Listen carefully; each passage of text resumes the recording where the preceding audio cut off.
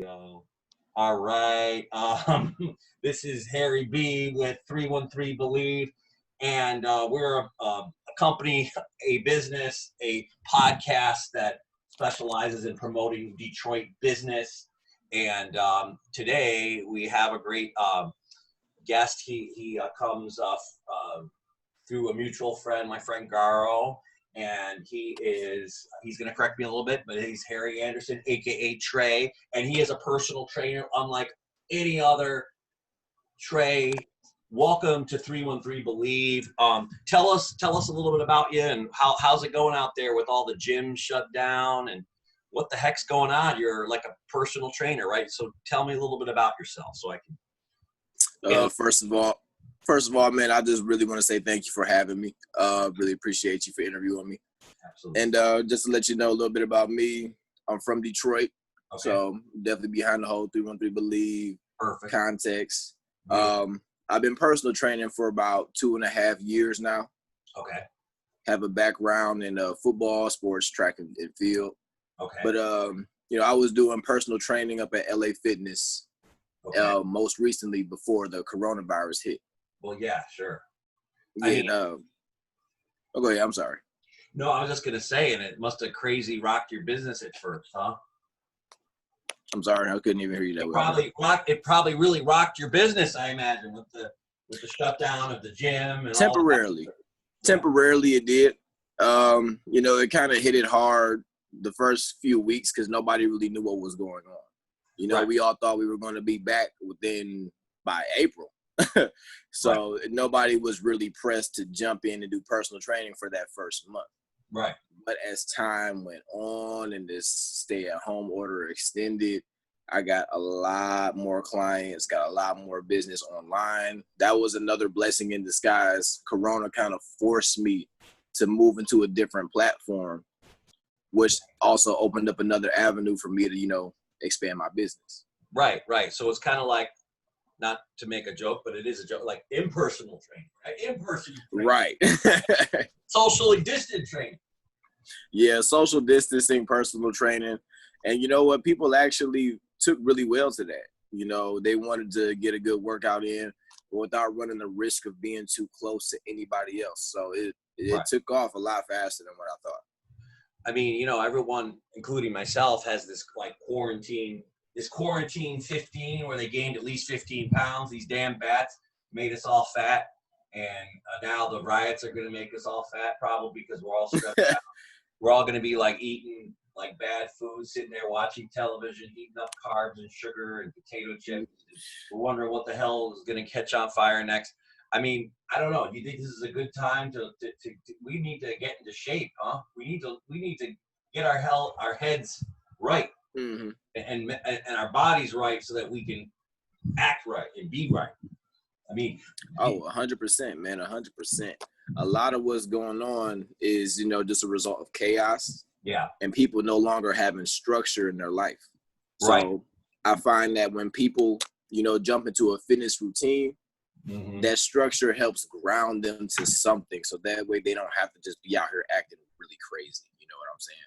I agree 100% because people have been cooped up for 3 months.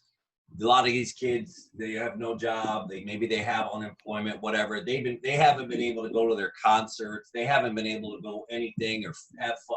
I mean, there's a lot of people out there that are serious, but there's a lot of people out there. I've been to a couple protests that are just there, honestly, for the social aspect, and they're there to just have some fun. Breaking the curfew is kind of like the after party, like in my opinion, because I've worked security at a lot of different music festivals, and I just kind of see like, I think you're right. You got to be grounded. Like a lot of these people, they're doing crazy shit. They need, if they were like exercising and they took control over their body, then they can control their mind, and then they can be the best version of themselves. And exactly. There's just too much like nervous energy. People have been. This is a very weird time that we've been. I mean, so you've survived it. What are the bad things that you've gone through, and some of the good things that you've gone through in this whole crisis? I'm sorry. What are some of the bad things you've gone through, and some of the good things you've gone through, like in this crisis? Oh, in this crisis? Yeah. Well, some of the bad things that I've gone through, really, when this crisis hit, was really the emotional swing aspect of it, because everybody has their own reasons for why they jump into fitness. Some people, they do fitness and they go to gyms to look better. Some go to just socialize. I had my own reasons. I came, my background going before I even jumped into fitness was really not that good, nowhere near healthy. Like if I told you about how I got down before I became a trainer, you would be completely surprised. No, I want to hear that. I want to hear, like, you were fat or you were no, very sick. Nah, man. I wasn't fat. To be honest with you, man, I was like a functional drug addict, man. I was completely drug addicted. Weed, mushroom, coke, or whatever. I mean, whatever. I've only done weed and a mushroom my whole life, so I don't know too much about drugs. But yeah, so you were not leading a good lifestyle. No, I was not, and didn't even really look into the scope of what the effect or why I was even diving into stuff like that. Turns out, drugs and any other type of addiction that somebody may have is always tied to some deep emotional type of issue. Well, yeah. Mine was definitely associated with anxiety and aggression. Those two right there. And I would rely on drugs to simmer me out all the damn time. But I really just needed to focus on what was I even really mad about in the first place. But before I could even get there, fitness and going to the gym allowed me to get rid of a lot of that energy, which is kind of why I go a little really hard in my workout routines that I post on Instagram. It's just the matter of energy is just there, and I just have to put that shit out. I think that's beautiful. And I mean, I suffer from, depression and all that. I'm on medication. I'm on my antidepressants. It sometimes levels me out, but it makes me whack. And that's my drug. I've been drug and alcohol free for the last year. Yeah. Not by my choice. If you can read between the lines. I was ordered to be drug and alcohol free, but and actually, it's good. I mean, what is your take on? I'm just curious, like marijuana. Do you think? I mean, because it's so popular right now. Because here's the deal. I go to LA Fitness. I'm always smelling weed. I guess there's some people that think that marijuana can help you work out better. You seem like a thinner guy that you don't have a problem. Like you wouldn't smoke a bunch of weed and then get real fat, whereas I would. That's what I do.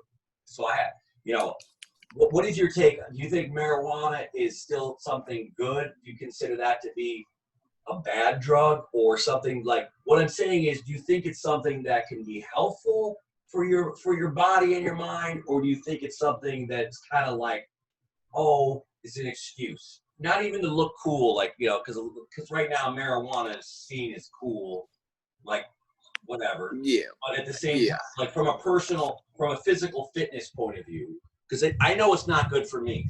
I just eat up some shit. And you know what?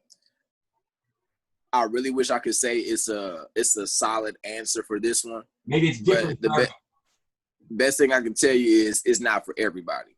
Right. I will say marijuana has not been shown to be harmful and even really detrimental to somebody who's into fitness. If anything, if used properly, it can help. As far as the mental benefits it can have, and take somebody who maybe is a hard gainer, somebody who's stupid skinny, right? Right. And no matter and he has trouble eating a lot, and he needs to eat a lot to put on weight. Smoking marijuana will give him the munchies, and he'll end up eating enough to put on some size. I know it's as crazy and silly as that sounds. I know. But it is what it is. But what about someone like me? I'm 6'2". I'm 260 pounds. I've had like a gut for a minute. I would like to be 200 pounds. I don't think, marijuana, I don't need to be gaining any weight. And, I don't know, I don't know. I know it's what we put in our mouth that's the most important thing in terms of physical fitness. It's not so much the working out. That's what I keep hearing. So it's like, I don't know, someone like me, I mean, I Right. need to chill. And depending on I need to chill with your out. fitness goal, with you Right. looking to, you know, slim down, and I would not recommend you using marijuana. I would not, because in your specific circumstance, it would be detrimental to you. It Yeah. would make you hungry. If anything, it might make you tired. Right. And if you know you're having trouble, you know, sticking to a workout routine, you don't want to add hunger plus demotivation in a factor when you're trying to really stick to something like a new diet plus a workout routine. They may not be the most suitable for you. You want to be able to keep your energy high during a time like that, because you'll definitely need it. Yeah, no, thank you. I needed that. I needed someone to tell me that, because I want to have a reason to tell people I'm drug and alcohol free.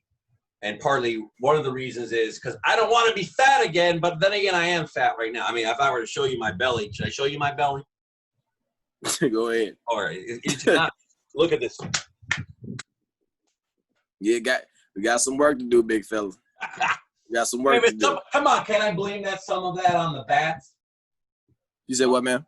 Can I blame some of that on those Chinese people eating the bats? Yep, you can blame some of that on them.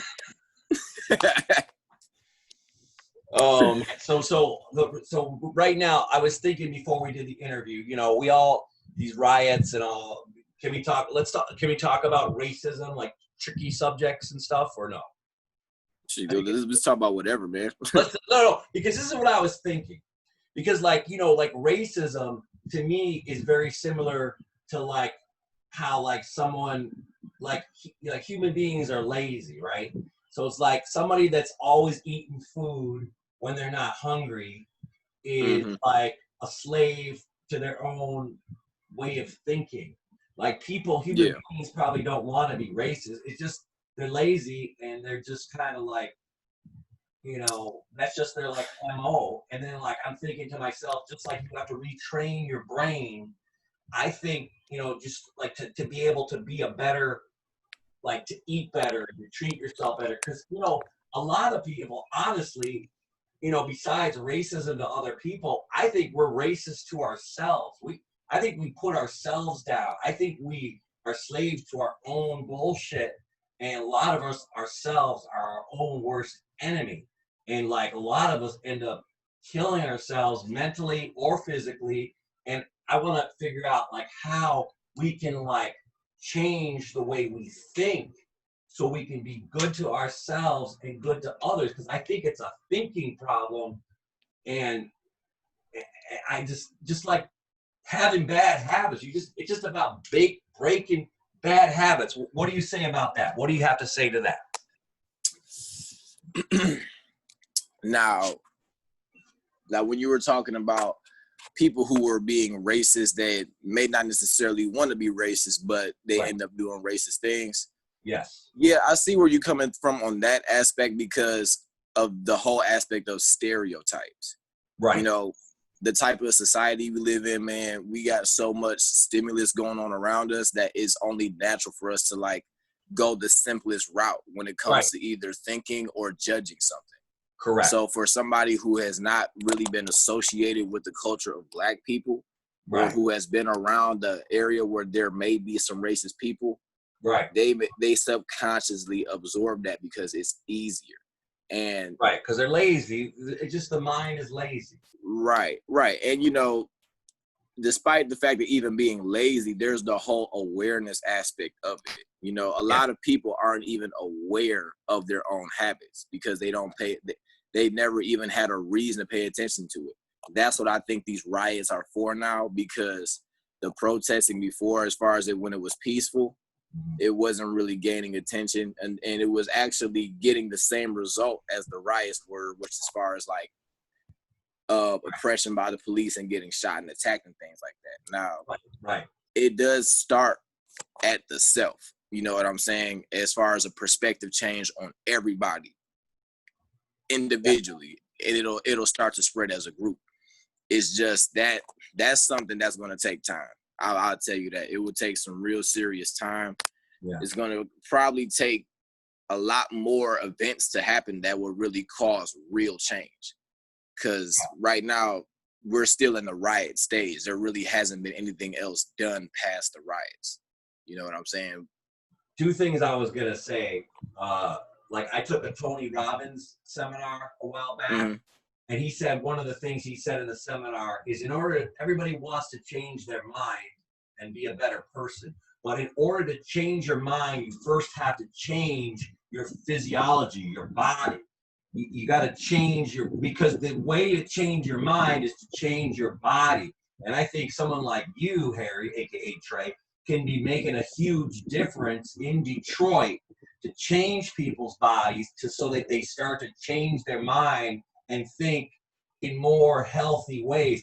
I bet you, I'm going to take a guess. A lot of the guys that work out and go to the gym, they're not looting or setting things on fire. And by the way, shout out to Detroit. Detroit has been relatively peaceful.